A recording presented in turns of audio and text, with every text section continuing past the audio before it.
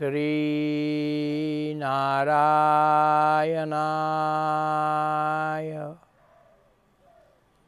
Om Sri Narayanaya.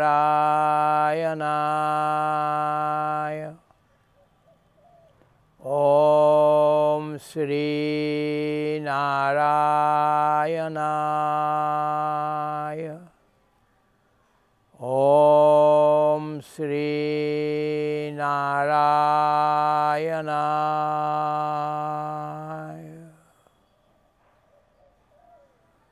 Om Shanti Shanti Shantihi.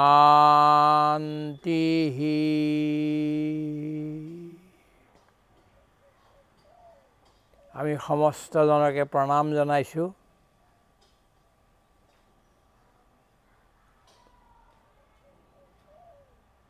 এতিয়া আমাৰ বিষয় চলি আছে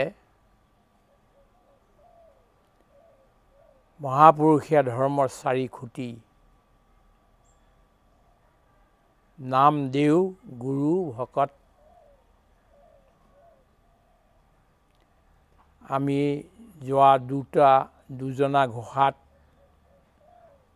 দেৱৰ বিষয়ে আমি কৈছোঁ আৰু আজিও দেৱনো কোন, তেওঁৰ স্বভাৱ কি, ভাৱ অনুভৱ কি, তেওঁ কিমান মহান হ'ব পাৰে, কিমান ব্যাপক হ'ব পাৰে, এই বিষয়ত মহাপুৰুষ শ্ৰী শ্ৰী মাধৱদেৱৰ চিন্তন চলি আছে।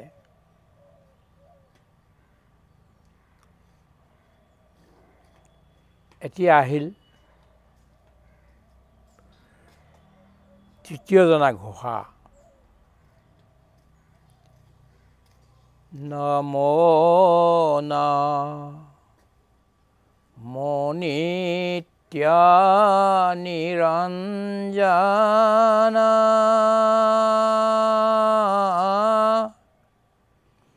নাৰায়ণ শিৱ সনাতন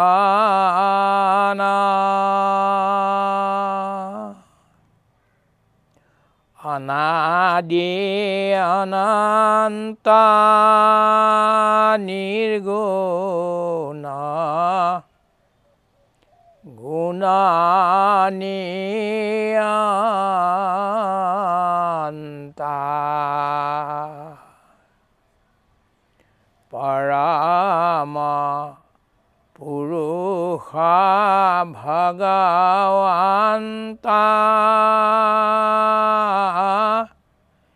নাহি পূৰ্বাপৰ আদি অন্ত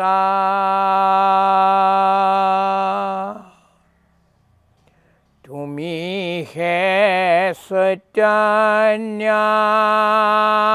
সমস্তে ভৱ ভাৱন্তা তুমি হে চৈতন্য সমস্তে ভৱ ভাৱন্তা।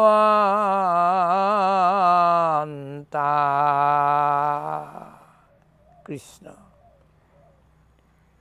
587 নম্বৰ ঘোষা। যেনেকে মহাপুৰুষ শ্ৰীমন্ত শংকৰদেৱে হাতী মাৰি ভুৰুকাত ভৰাইছিল, অৰ্থাৎ গোটেই ভাগৱতখন সাৰাংশ কৰি এটা ভুৰুকাৰ নিচিনা সৰু এটা পাত্ৰত আনি নৰনাৰায়ণ মহাৰাজাক দিছিলহি আনি। নৰনাৰায়ণ মহাৰাজাই আগৰ দিনাখন কৈ দিছিল যে আপুনি হাতী মাৰি ভুৰুকাত ভৰাই দিব লাগে। এই কথাটো অন্য নৱৰত্নক অষ্টৰত্নকো কোৱা হৈছিল। তাত বহুত পণ্ডিত আছিল,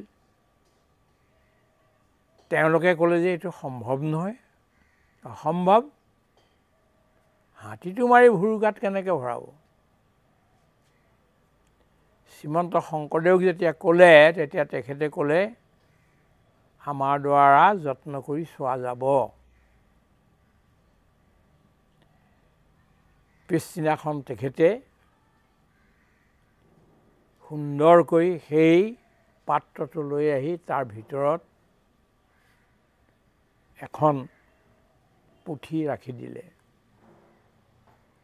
শ্ৰীমন্ত শংকৰদেৱে ৰাতিটোৰ ভিতৰত লিখি উলিওৱা পুথিখন, যাক আমি গুণমালা বুলি কওঁ, গুণমালা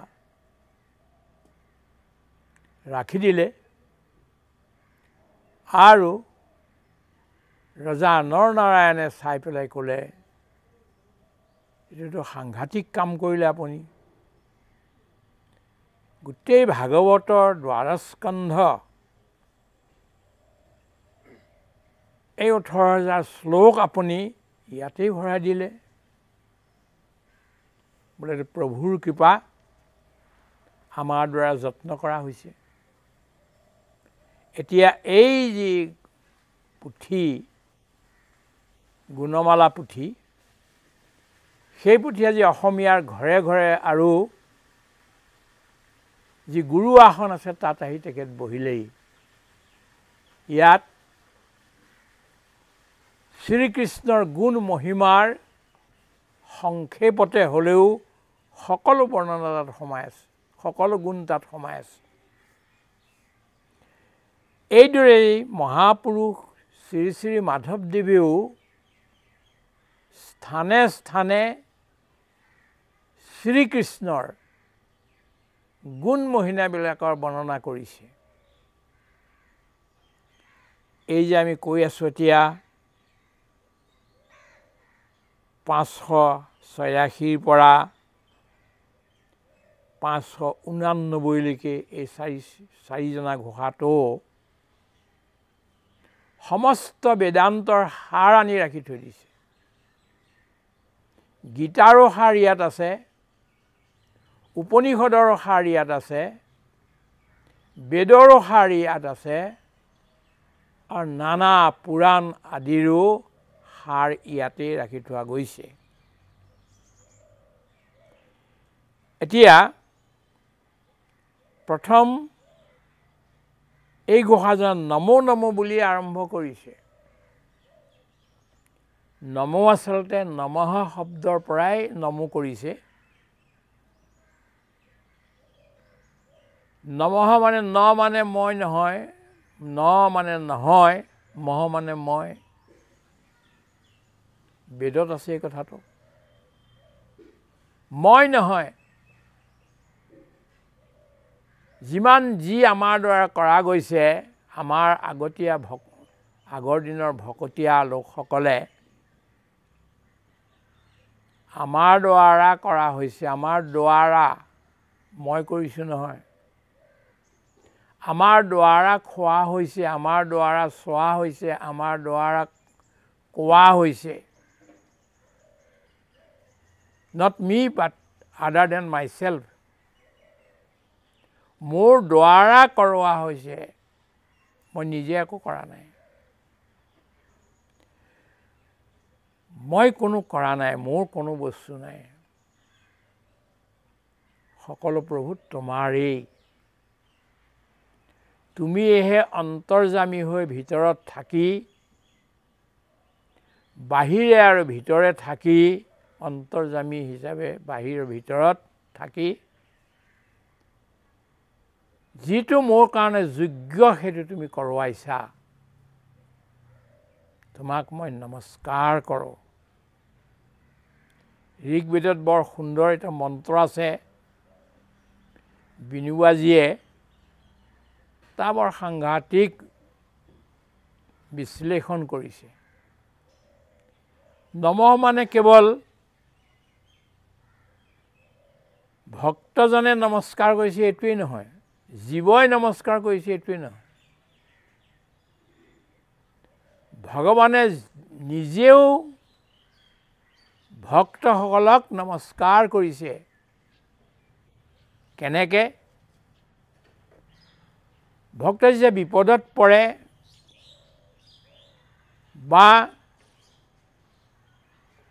প্ৰভুৰ চৰণত সেৱা জনাই থাকে, তেতিয়া প্ৰভুৱে নিজেও বেকা হয়।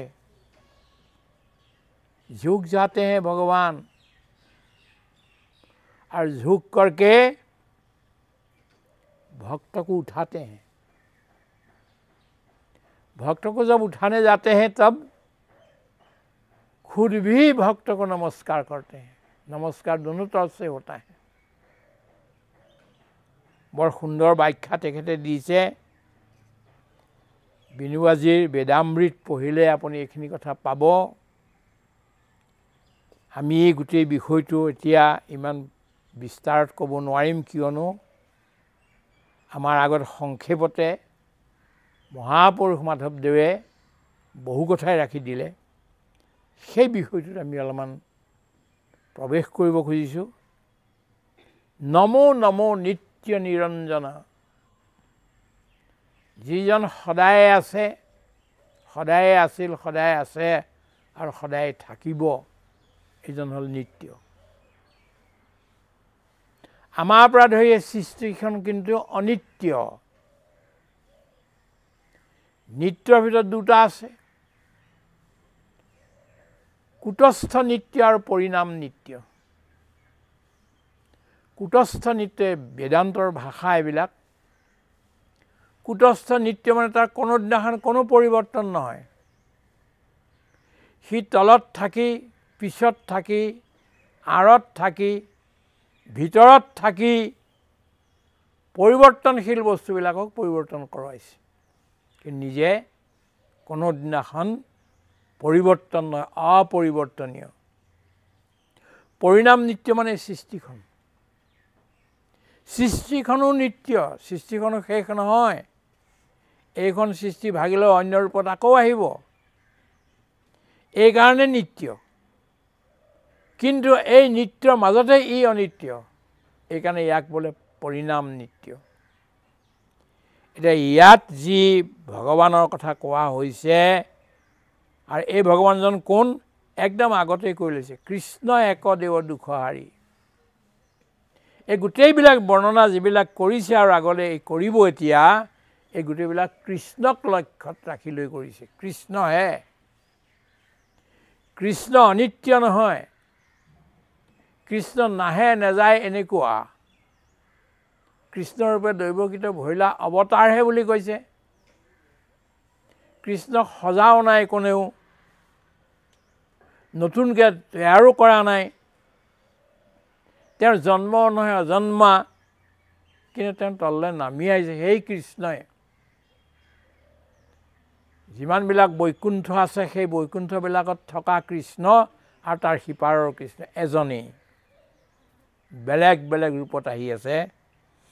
এনেকুৱা কৃষ্ণ নিত্য। কিন্তু তেওঁক ব্যাধে শৰপাত মাৰি দিলে আৰু তেওঁ মৃত্যু হৈ পেলাই বৈকুণ্ঠলৈ গুচি গ'ল, বা আমি নেদেখা হ'লোঁ, ডিছএপিয়াৰ হৈ গ'ল, এইটো নহয়।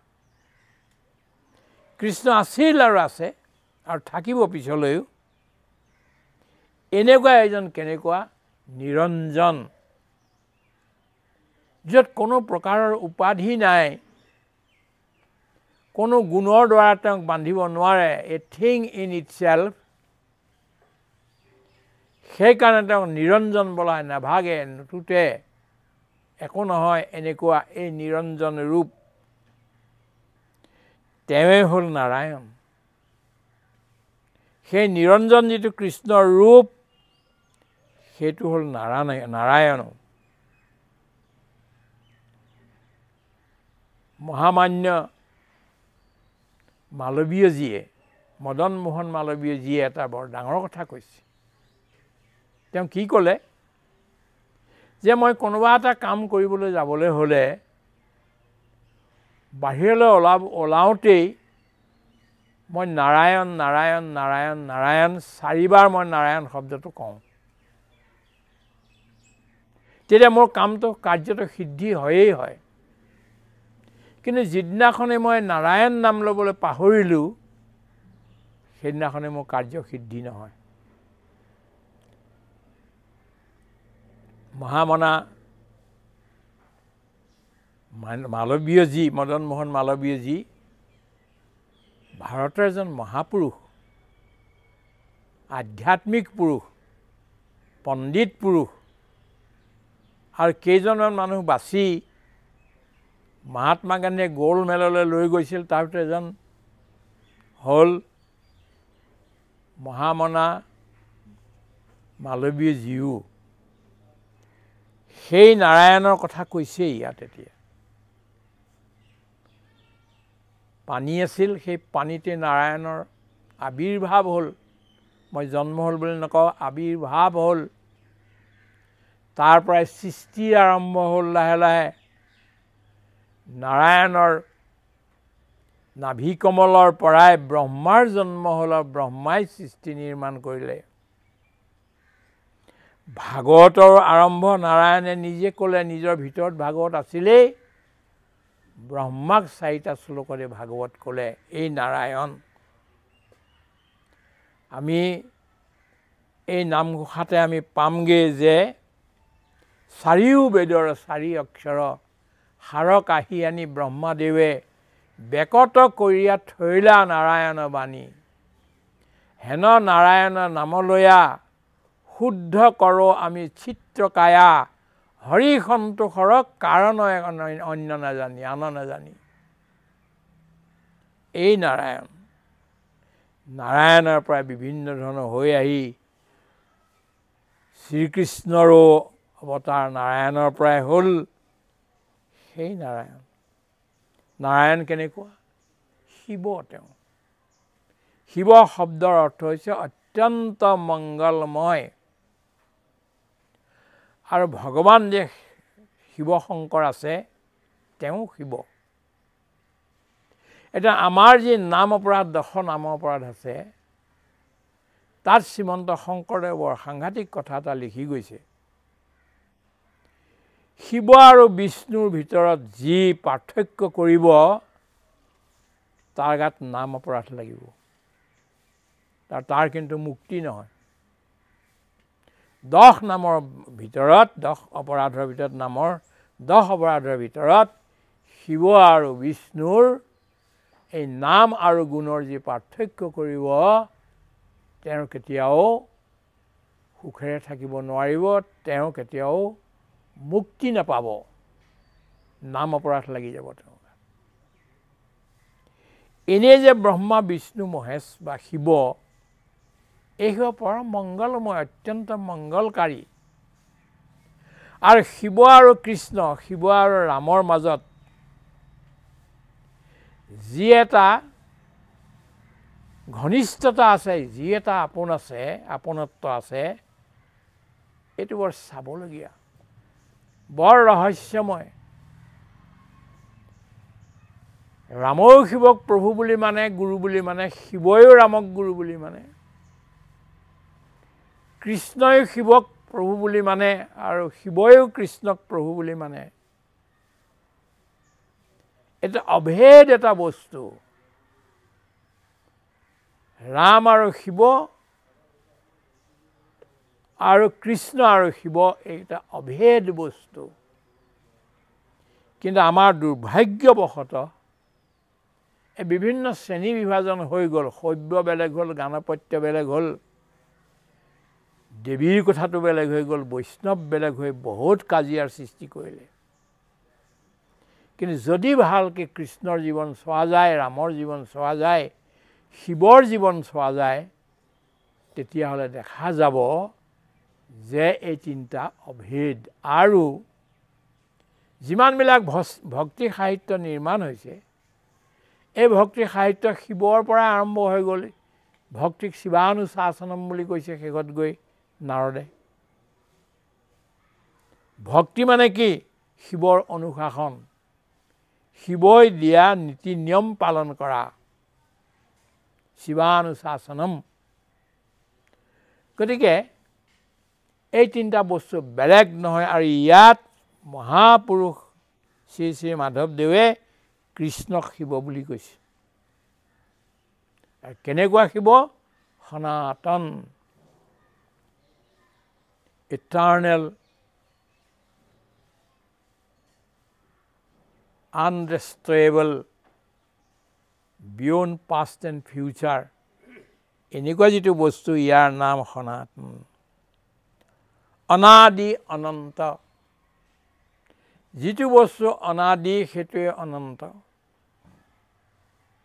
এটা বস্তু আছে খালি অজ্ঞান অনাদি কিন্তু এইটো শান্ত বুলি কৈছে শান্ত মানে তালবীয়া শান্ত নহয় দন্তীয়া আকাৰ দন্তীয়া নৈত্যান্ত শান্ত মানে অন্তযুক্ত অনাদি এইকাৰণে ক'ব পাৰি যে অজ্ঞানৰ জন্ম কেতিয়া হ'ল আমি নাজানো কোনেও ক'ব নোৱাৰে কেতিয়াবা অজ্ঞানৰ জন্ম হ'ল কিন্তু অনাদি হ'লেও সি কিন্তু শান্ত তাৰ কিন্তু অজ্ঞানৰ শেষ আছে এইকাৰণে এই শান্ত কিন্তু ইয়াত কি কৈছে অনাদি অনন্ত ভগৱান অনাদি আৰু অনন্ত এতিয়া ডাঙৰ কথা এইটোৱে হ'ল যে আমাৰ আৰু ভগৱানৰ মাজত পাৰ্থক্য কি আছে পাৰ্থক্য এইটো যে আমি এটাৰ পিছত এটা কল্পনা কৰিব পাৰোঁ এটাৰ পিছত এটা ভাবিব পাৰোঁ এটাৰ পিছত এটা ল'ব পাৰোঁ এটাৰ পিছত এটা ক'ব পাৰোঁ আৰু এটাৰ পিছত এটা অনুভৱ কৰিব পাৰোঁ one after another not at the same time একে সময়তে নহয় কিন্তু জন্ম হৈছে মানে সি জন্মই হৈছে এটা সময়ত জন্ম হৈছে মৃত্যু হ'ল মানে তাৰ মৃত্যু হ'ল জন্ম আৰু মৃত্যু একেলগে নাই যিকোনো কথা ভাবিবলৈ হ'লে আমি সময় আৰু সীমাৰ মাজতে ভাবিব লাগিব within the ambit of time and space সময়ৰ সিপাৰলৈকে ভবাৰ যিটো কথা যে সময়ৰ জন্মৰ আগত কি আছিল আৰু সময়ৰ মৃত্যুৰ পিছত কি হ'ব আমি সাধাৰণ মানুহে ভাবিব নোৱাৰোঁ বহুত ডাঙৰ মহাপুৰুষ যদি হৈ যায় ভগৱন্তৰ সাক্ষাৎকাৰী মহাপুৰুষ যদি হৈ যায় তেওঁ সময়ৰ আগত কি আছিল আৰু সময়ৰ পাছত কি হ'ব কি হয় কি আছে সেইটো তেওঁ দেখিব পাৰে কিন্তু আমাৰ নিচিনা মানুহে তেজ মংহৰ মানুহে পৃথিৱীত মায়াৰ ভিতৰত সোমাই থকা বন্ধনৰ ভিতৰত সোমাই থকা জীৱবিলাকে সময় আৰু দূৰত্বৰ মাজত বন্দী হৈ থকা লোকসকলে অনাদি অনন্তৰ ধাৰণাই কৰিব নোৱাৰোঁ আমি that is our limitation এইটো ইয়াত কৈছে যে তেওঁ সেইটো কৰে নিৰ্গুণ গুণ দুবিধ এটা হ'ল সত্ৰস্তম এই প্ৰকৃতিৰ ভিতৰত থকা গুণ ইয়াক এইটো আমাৰ গাত লাগি আছে এতিয়া হয় আমাৰ কাৰোবাৰ সৎগুণ বেছি কোনোবা এজনৰ ৰজগুণ বেছি কোনোবা এজন তমগুণ বেছি তিনিওটা গুণ যদি একেলগে থাকে তেতিয়াহ'লে সৃষ্টিয়েই নহয় গুণৰ তাৰতম্য থাকিব লাগিব ব্যতিক্ৰম থাকিব লাগিব তেতিয়াহে এই বস্তুটো হ'বগৈ আৰু যি ভগৱানৰ ফালে যাবলৈ বিচাৰিছে তেওঁ তমগুণ এৰিব লাগিব ৰজগুণ এৰিব লাগিব সত্যগুণক আগবঢ়াব লাগিব আৰু এটা সময়ত গৈ গুণাতীত হ'বগৈ লাগিব ইয়াতে নিৰ্গুণ শব্দৰ দ্বাৰা গুণাতীতৰ কথা কৈছে সত্ৰ তমগুণৰ কথা কোৱা নাই গুণাতীতৰ কথা কৈছে গুণাতীত হ'বলৈ হ'লে কি হ'ব লাগিব কিছুমান বেলেগ গুণ আছে সেই গুণবিলাক গ্ৰহণ কৰিব লাগিব সত্য প্ৰেম কৰোণা ক্ষমা দয়া সেৱা শ্ৰদ্ধা কোমলতা সহিষ্ণুতা আদি আদি এই যিবিলাক গুণ আছে এই গুণবিলাকক বঢ়াব লাগিব যিবিলাক গুণ ভগৱন্তত থাকে সদায় ভগৱন্তৰ পৰা অহা গুণ এইবিলাক সত্ৰস্তম গুণৰ কথা না এই বেলেগ দৈৱী সম্পদযুক্ত যিবিলাক গুণ ভগৱানৰ পৰা ঐশ্বৰীয় দিব্য যিবিলাক গুণ এইবিলাকৰ কথা কৈছে এই গুণবিলাকৰ নিয়ন্ত্ৰণ কিন্তু ভগৱানে নিজে কৰে হে ভগৱান তুমি এইবিলাক তোমাৰ ভিতৰত থকা দিব্য গুণবিলাকৰ হয়তো অকণমান আমাৰ জীৱবিলাকক দিছা কাৰোবাক সত্য দিছা কাৰোবাক প্ৰেম দিছা কাৰোবাক কৰুণা দিছা কাৰোবাক দয়া দিছা কাৰোবাক সহিষ্ণুতা দিছা বেলেগ বেলেগ গুণবিলাক আমাক দিছা যিটো লৈ তুমি আমাৰ দ্বাৰা খেল কৰাব পাৰা তেনেধৰণৰ তুমি গুণ দিছা এই গুণবিলাকৰ নিয়ন্ত্ৰণো তুমি কৰা এই গুণৰ নিয়ন্ত্ৰণ তুমি যাৰ প্ৰতি তোমাৰ কৃপা আছে তেওঁক বেছি ভাল গুণ বেছিকে দি দিয়া যাৰ ওপৰত কৃপা হোৱা নাই সেইসকলক কমকে দিছা তেওঁলোকে চলাব পৰাকে হজম কৰিব পৰাকে তুমি দিছা অন্যহাতে এই তিনি গুণ যে আছে এই তিনি গুণকো তুমিয়েই এডাল ৰছীৰ দ্বাৰা তোমাৰ আঙুলিত ধৰি চলাই আছা পৰম পুৰুষ ভগৱন্ত তোমাৰ ওপৰত আৰু কোনো নাই beyond you nobody is there তুমি পৰম পুৰুষ ইয়াত আৰু কোনো প্ৰকাৰৰ ৰিলেটিভিটি সাপেক্ষবাদ নাহে যি সাপেক্ষবাদৰ কথা আমাৰ এলবাৰ্ট আইনষ্টাইনে কৈ গ'ল এই সাপেক্ষবাদৰ সিপাৰৰ নিৰপেক্ষ ৰূপত যেটো আছেগে এইটোৱে হৈছে পৰম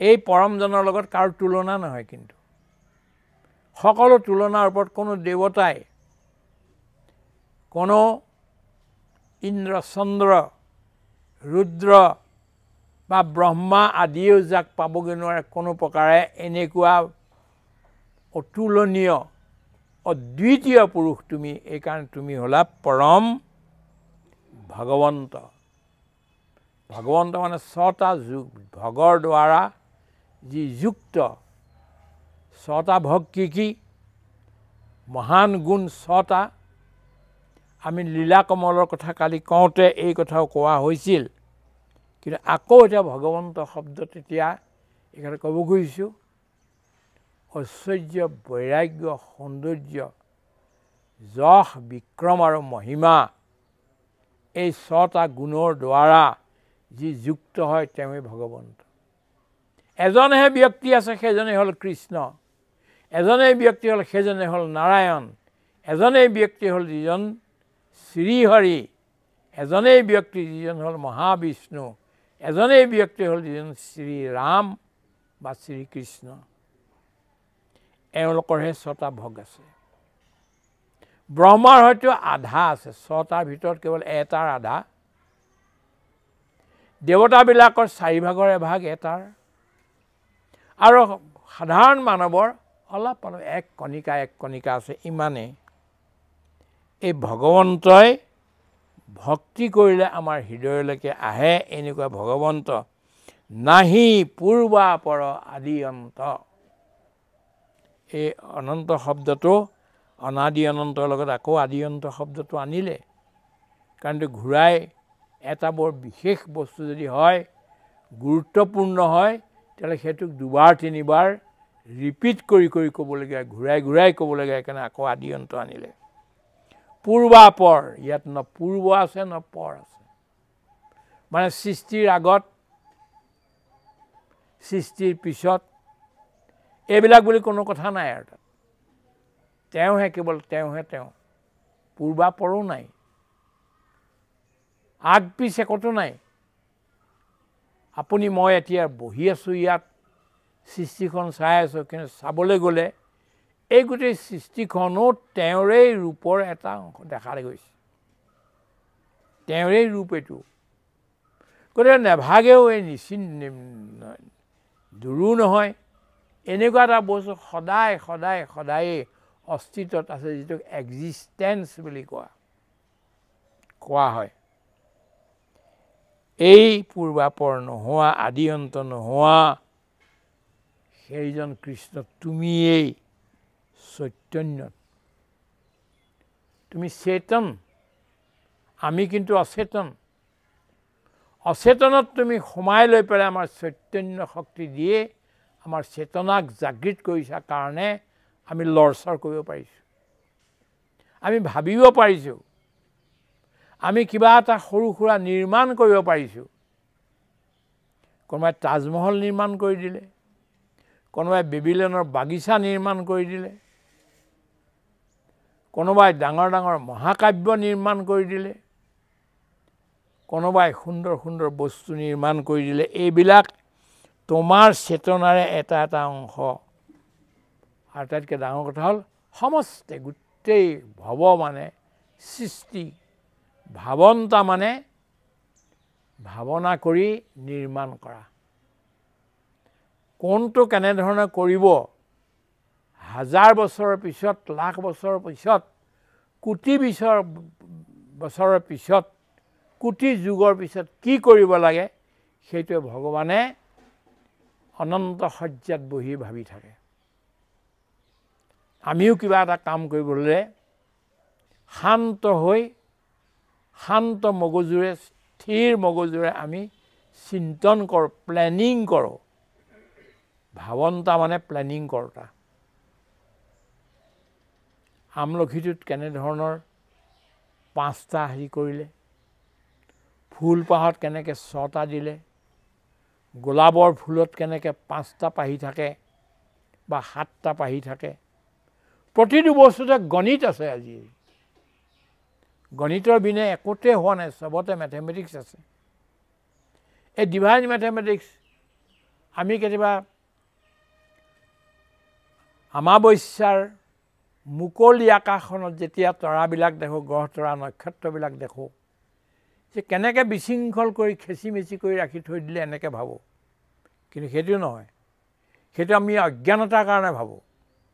প্ৰত্যেকতে কিবা নহয় কিবা গণিত কৰি, জ্যামিতি বোলা বস্তুটো তাৰ পৰাই ওলাইছে, জ্যামিতিটো তাৰ পৰাই ওলাইছে। আকাশখনৰ বহুত বস্তু ওলাইছে। কাপৰাৰ যিখন কিতাপ, কাপৰা বহুত ডাঙৰ, ফিটজ অফ কাপৰা,